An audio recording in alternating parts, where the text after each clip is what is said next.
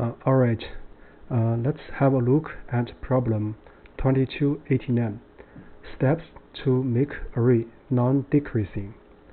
So for this problem, again, we're going to share a DP solution with the aid of monotonic stack. So first, I'll read through the statement of the problem and look at the constraints and examples. Then we will explain the method and the DP update rule. And finally, we share the code and implement this procedure. So first, let's look at the statement of the problem. So we are given a zero-indexed integer array called nums. So in one step, we can remove all elements nums I, where the previous one is greater than this number. So we will remove all these occurrences in one step. So the problem requires we return the number of steps performed until the original nums becomes a non-decreasing array. So that's the main statement of the problem. So let's look at the two examples. So let's first look at example 2. So in example 2, so the array itself is actually non-decreasing from the very beginning. Therefore, we need 0 steps, so the output is 0. In other words, there's no inversions. So in example 1, so first we examine the inversions. For example, at 3, 5 is greater than 3. At this 3, 7 is greater than 3. And at here, 11 is greater than 8. And here, 8 is greater than 5. So in step 1, we can remove 3, 3, 8, and 5 to reduce the length of the nums array. So in second step, we see that this 4 produces the inversion, which is less than 5. And also this 6 produces an inversion. So we delete 4 and 6, which becomes 5, 4, 7, 11, 11. And in third step, we delete this 4, because 4 is less than 5. 5 is the previous one, so this is the inversion. So we get 5, 7, 11, 11. So overall, we need 3 steps. So that's about example 1. So I hope that up to now you gain some intuition about example 1. So before we move forward, let's look at the constraints. So first is the length of nums, which is bounded above by 10 to the power fifth, which means that we cannot use pure brute force. So the second constraint, so it's less important in regarding the term complexity. So this is basically about the range of elements in nums. So here are some hint in this problem. So hint 1 is that notice that an element will be removed if and only if there exists a strictly greater element to the left of it in the array. So this is the one. And secondly, so it suggests that we need to find the number of rounds it makes to take for it to be removed. The answer is the maximum number of rounds for all elements. So this suggests a DP solution. So build an array DP to hold this information where the answer is the maximum value of DP. So hint 3 is that we use a stack of indices. So this stack basically is used to update the DP table. So we're going to follow closely the hints to write a solution for this problem. So now let's look at the details of the method. So the method we're going to explain is the monotonic stack method. So here we are going to define dpi as the number of steps needed to remove numbers I, in case we need to remove it to gain overall non-decreasing state. So here comes a question actually related to also to hint 1. When do we need to remove a num I? in order to gain non-decreasing state? The answer is simple. So there exists larger numbers in the left. In other words, inversion exists due to number nums I. So that's the interpretation of the DP. So the DP update rule, so here we will not specify.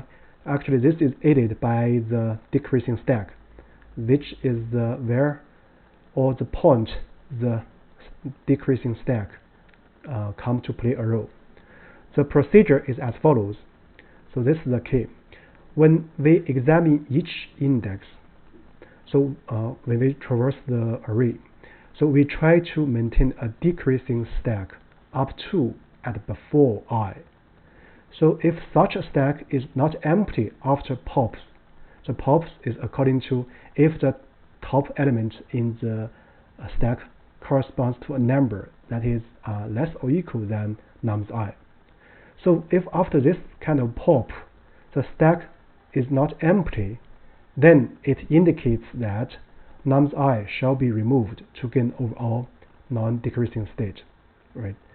So for example, if we in the process we meet such a decreasing stack with numbers now 18, 9, or 2, and the current number we are examining is 10, then we pop 2, we pop 9, and then we stop because 18 is greater than 10.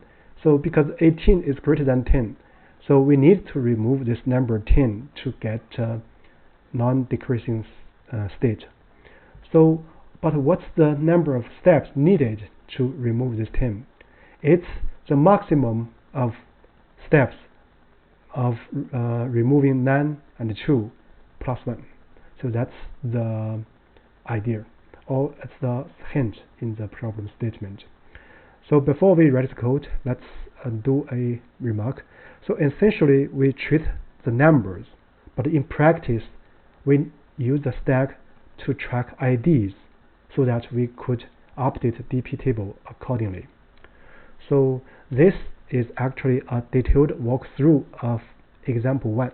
So actually, after the code, you can have a look at this example. So it's 10 steps. So this is the first 4 step. So the next 6th step, and the return is 3. Okay, with that said, let's move this part in the end. Maybe.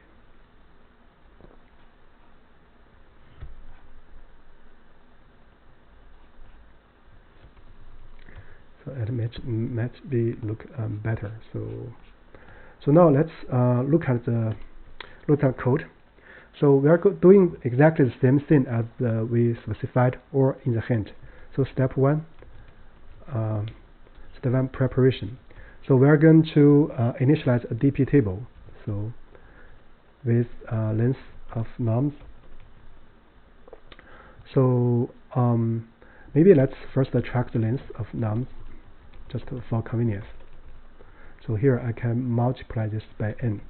So this is the initialization, and also we initialize a stack which is empty at the beginning. So also we will define a variable result which tracks the maximum DP state so that we can directly return this variable state after the traversal. So here the initialization is 0 for all indices. The reason is that at the very beginning we do not know if a number corresponding to that index should be removed or not. So the step is 0. So with that said, let's look at the traversal and the update rule.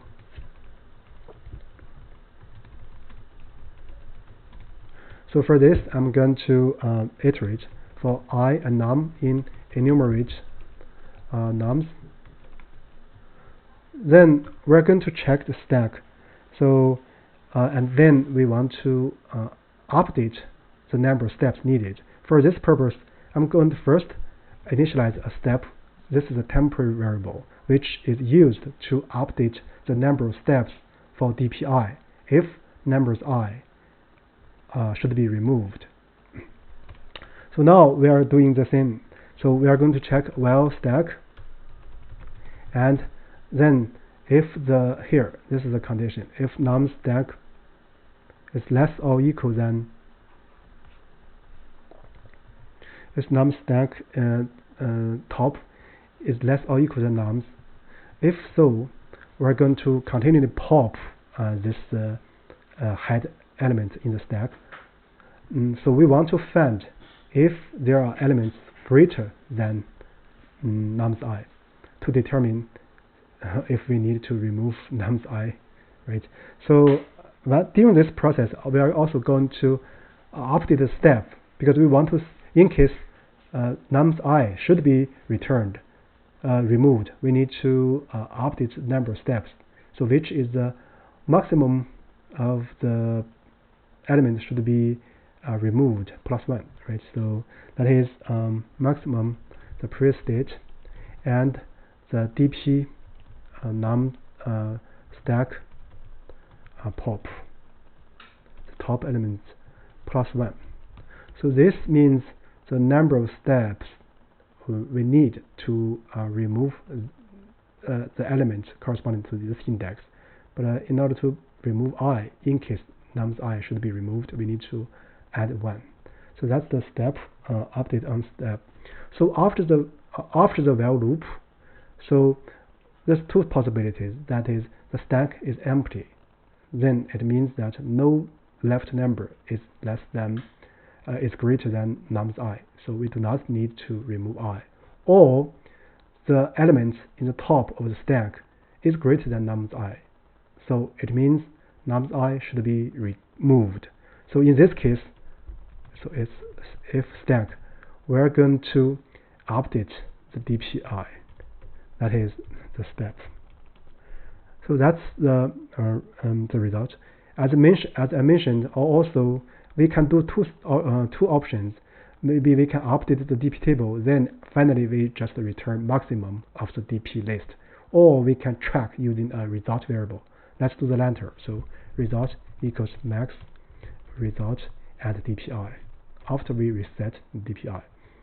So then what we want to do, we want to stack append this I. The reason of this operation is that when we look at I +1, in other words, when we enter the next stage, we're going to maintain a decreasing stack before I +1. So this I, if the stack has elements, the elements actually corresponding to numbers greater than nums I. So if we add this nums I index, so it's corresponding to still a decreasing stack. So with that side, I guess we are ready to return the result. As I said, so we can return max of dp, or actually, as we have used the variable result, we can directly return the result. So with that said, let's first test the cases to make sure it works, and then we make some more comments. Yeah, it passes the first example. So now let's look at the second example, just for a sanity check here.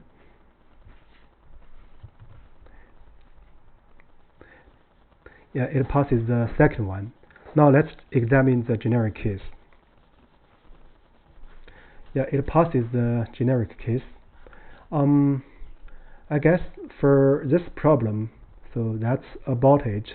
So overall, so if we should actually already be very familiar with the procedure for using monotonic stacks, as we have practiced several such problems.